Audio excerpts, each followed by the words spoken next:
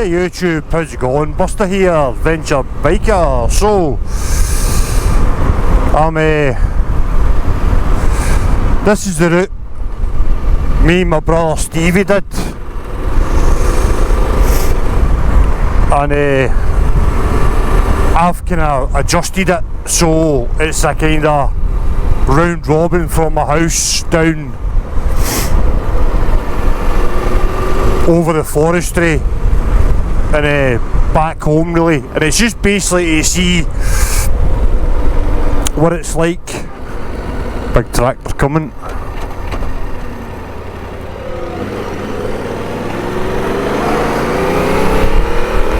Big track there.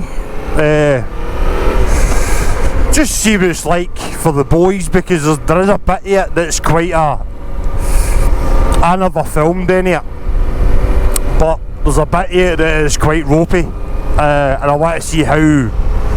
I think it would be easier going down than it would be trying to come up the hill with the boys, so I wanted to see what the skill level is. I did take, the last time I took it while I was on the phone to my brother Stevie, and I nearly came off. So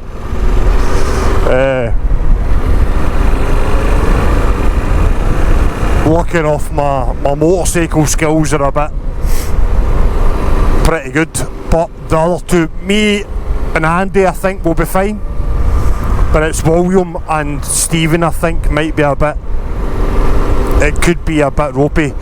The other thing I'm trying is, I think I might have fixed my GoPro Hero 11. I'm not 100% sure, so I want to try that to see how long that lasts. It's seen it's recording, so at one point it was cutting off, so I want to see if it does it this time. So another thing, that's me reached 1,000 subscribers. We're over 1,000 subscribers now.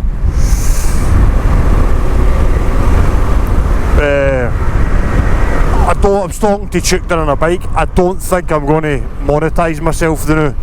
I don't think. So while we're heading to the dodgy bit, we'll go into the Africa Twin, and I don't think I've really got into great detail about it, so I will while I'm going across here. So I obviously bought the Africa Twin from brand new. I had got the full Pannier kit put on it, which was an extra, I think it was an extra £3,000, which is the adventure kit.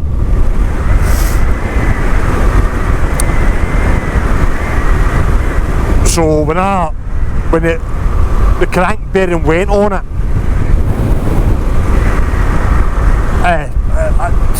I basically I was nearly 22 grand in the hole. Maybe 23, I think, maybe. Not I kicked the balls off with 23 grand in the hole. So it was really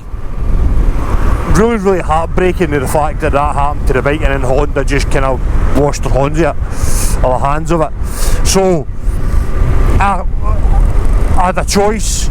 I could either pay the money to fix it, which I did say, speaking to the mechanic that I took it to. He basically says, well, you could do that, pay $1,500 to buy a new engine, it'll fix it, which would be $2,500 minimum, sorry, just to fix that engine.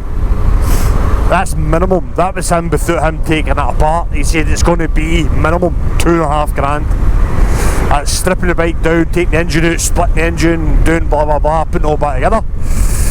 He says, oh, the other route is you could buy an engine. He says, but the problem you've got is we would need to order the bearing for this bike off of Honda, and if it's a faulty batch of bearings, you could potentially get another faulty bearing, and then it could happen again in 21,000 miles. Then the other thing he said was, if you got another engine, it could have faulty bearings. Then you've paid £1,500 for the new engine. It's going to be £2.5 grand to strip it and put it all back together. So that's £3.5 grand, £4 grand. He says in 21,000 miles you could tap him again. Or you cut your losses. So the Africa Twin 2022s at that time when I sold it were going for like 12.5 grand. I sold it for just over 8 because it had the bearing fucked on it. So I lost 4.5 grand on that bike straight away off the bat. So yeah, that's what happened with the Honda.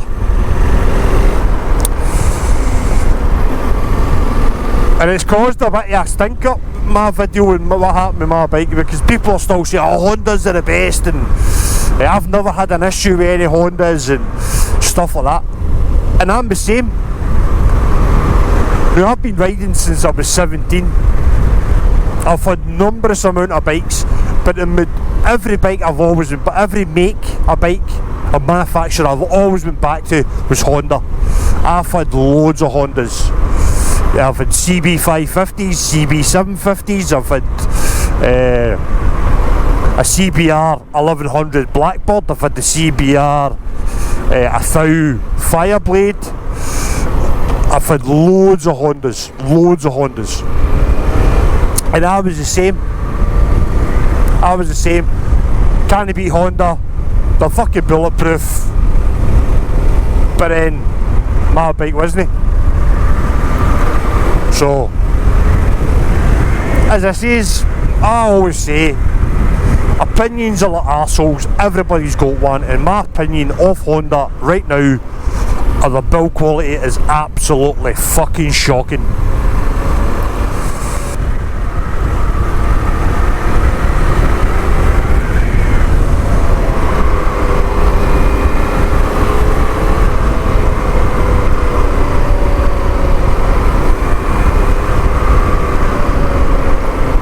And this is the route I suggested to so take it in second gear. Make sure actually doing it third first. This is, it's not so bad on the way down.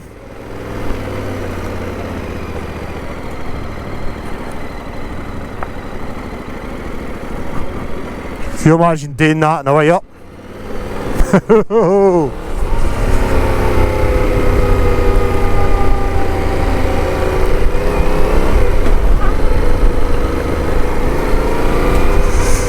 I imagine doing that on the way up when you're on the phone talking to somebody.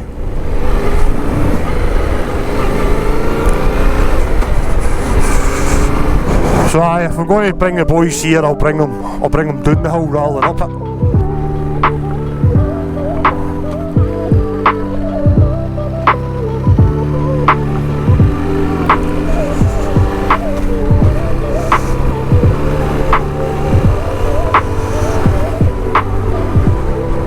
Come on. Fix yourself, you tit.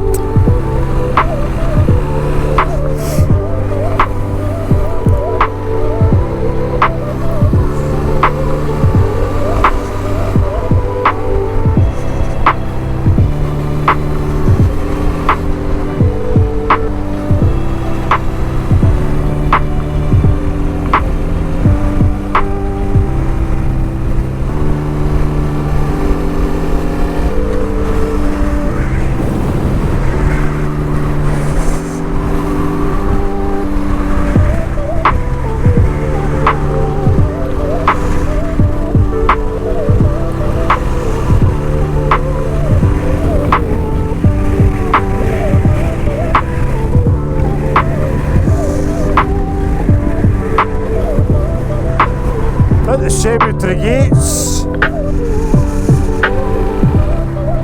Wonder if the bus goes there.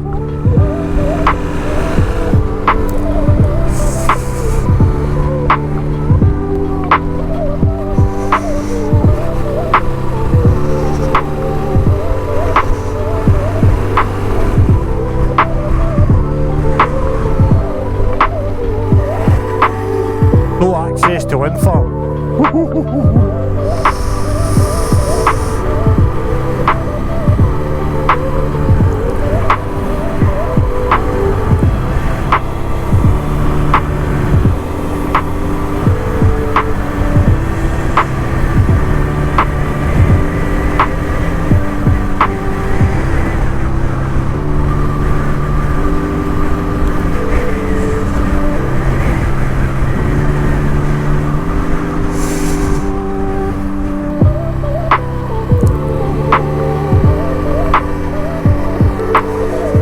Definitely will. I'm looking forward to getting my Mighty's tyres on this.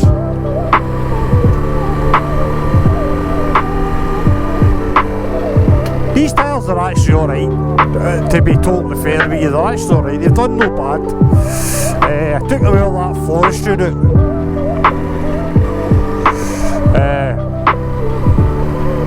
Through mud and stuff and they were fine. So I'm not seeing they're bad tyres or anything.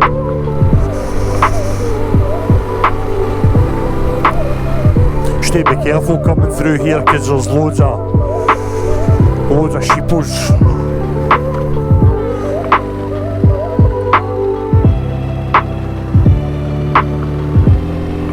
Wee lambs. Don't want to be hitting a wee lamb.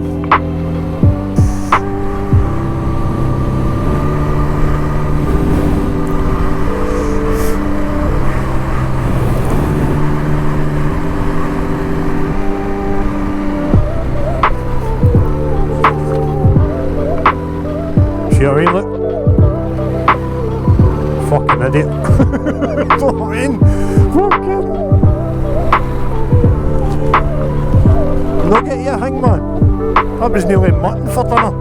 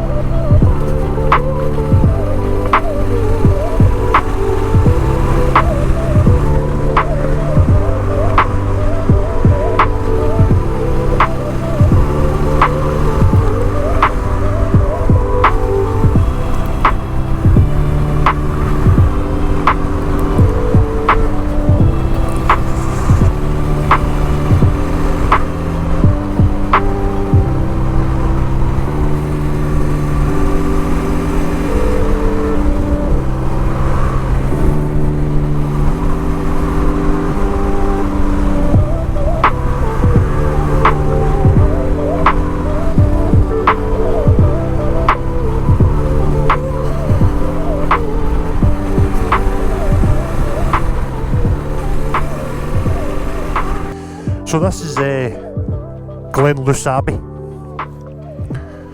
There you go, Glenluce Abbey. So what it says here, from February to April 1329, Robert the Bruce made his final uncomfortable journey, a pilgrimage to St Ninian's Shrine in Whithorn Priory.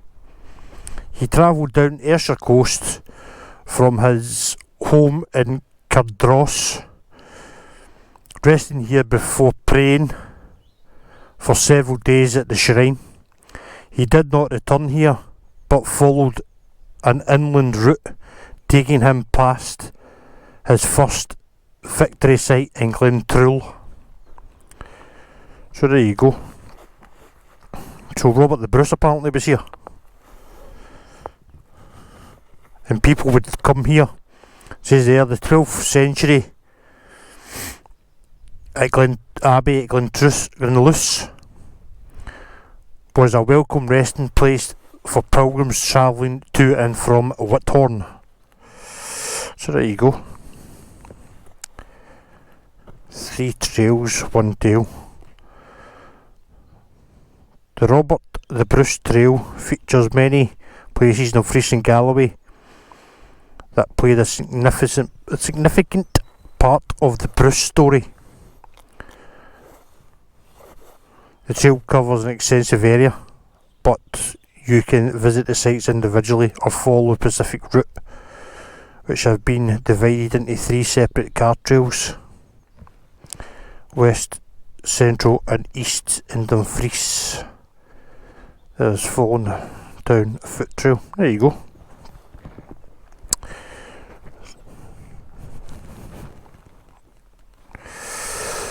So you can come here and you can say you've been where Robert the Bruce's came. What I'm going to do is, since I'm here and I've got one, oh, wrong thing, going to put a sticker pack here if anybody wants to come and find it. So what I'll do is, we sticker pack, rather than putting the right kind of where it can be found easily. So what we'll do is I'll stick it down there for somebody. There you go, wee sticker packs down there. Just be careful with the jagged nettles, because I just get stuck with them.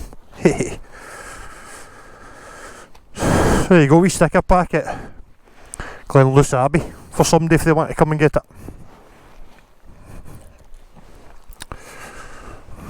So it's over there. Right, next stop is Port William. I did a video for there before where I put a sticker pack. I'm going to check to see if my sticker pack is still there. See if anybody's picked it up. And then for there, I'm going to go to Newton Stewart to get fuel, then back up the forestry route, which I'll probably not do that much filming for there, because I've filmed that quite a few times.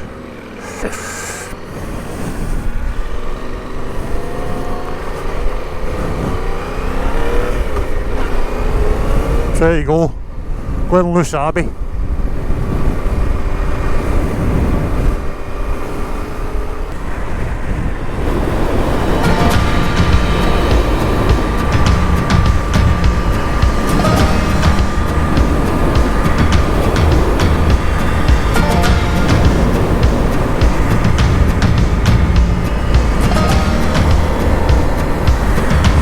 Red light should be flashing and it's not flashing.